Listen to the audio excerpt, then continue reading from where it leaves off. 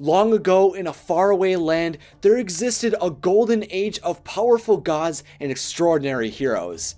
Gods like the hot-tempered god of the underworld, Hades. As a hilarious villain with immense power and an immortal life, Hades was another Disney villain who grew in popularity and became a hallmark for the Disney Villains franchise, allowing him to even become the main character in the Walt Disney World interactive game, Sorcerers of the Magic Kingdom. And I'm sure if he was here, he'd be flattered by my remarks. You know, I haven't been this choked up since I got a hunk of moussaka caught in my throat.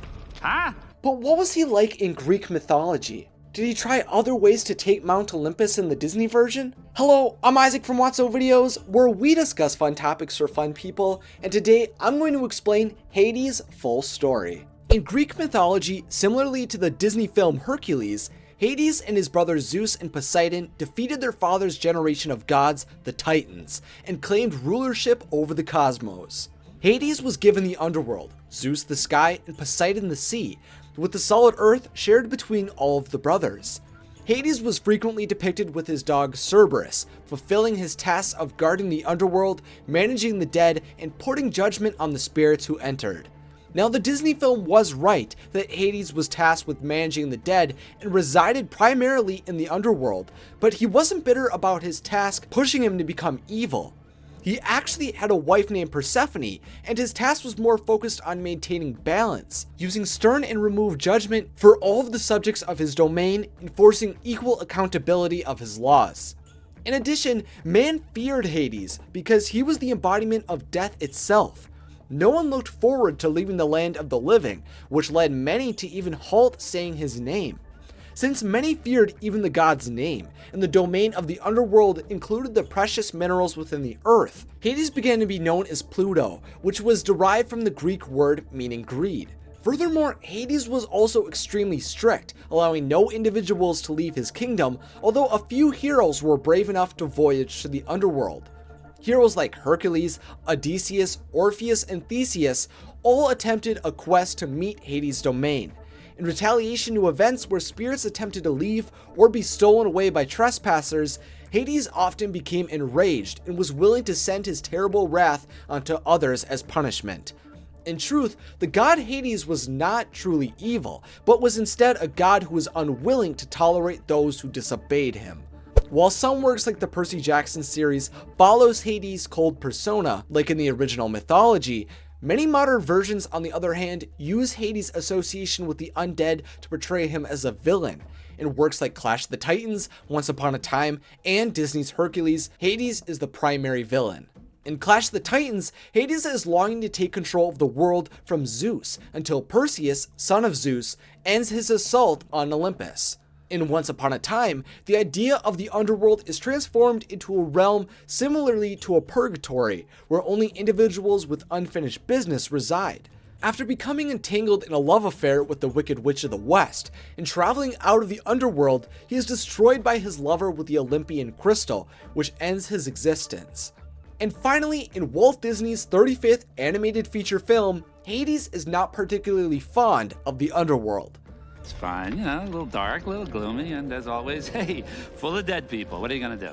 Zeus was the person who bestowed him with his task, and for eons he watched over the dead in the dark depths of the planet, turning him bitter and full of rage towards his brother and the gods who sat atop Olympus.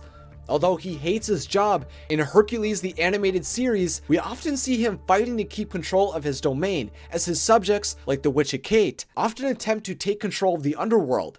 Even though he wishes he could possess something grander than the underworld, Hades is unwilling to give up the power he does possess. To end his time as a god in the depths of the earth, take revenge on Zeus, and end his brother's rule, Hades plots to overthrow Zeus so he can one day rule over all. Hades' largest plot begins to be planned just after the birth of Zeus' son Hercules, but throughout Hercules' life, Hades attempts many plots to destroy the gods with the help of his minions Pain and Panic. For example, he attempts to expose the gods to the water from the river Lettuthus to make them forget their original roles, attempts to kill Zeus when he has temporarily made himself into a mortal, and revives Jafar so they can destroy their enemies together. In a way, Hades did, at one point, rule Olympus, just an alternate reality summoned by the Fates until that reality was undone, but he stays determined to control the cosmos someday. He manipulates individuals around him to capture people's souls to enslave them like Meg, and makes deals with beasts and creatures across Greece and even his enemies to assist his plots.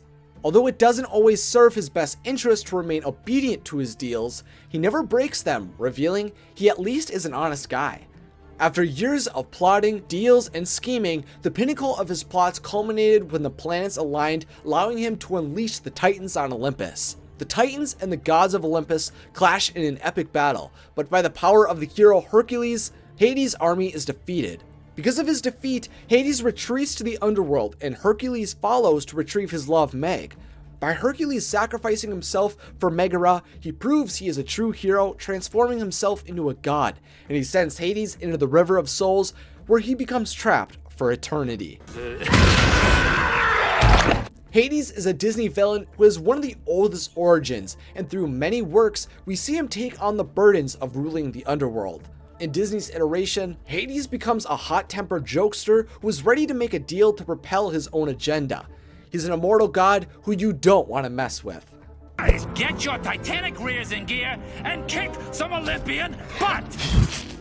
Whoa, is my hair out? Now it's time for your thoughts. What is your favorite iteration of Hades? And do you picture him more as a villain or a strict judge? Let me know in the comment section along with any other ideas you have for future Discovering Disney episodes. If you enjoyed this video and you'd like to see more like it, then remember to subscribe to Watso Videos and click the bell if you'd like to be notified when I post. Thanks for watching and have a magical day.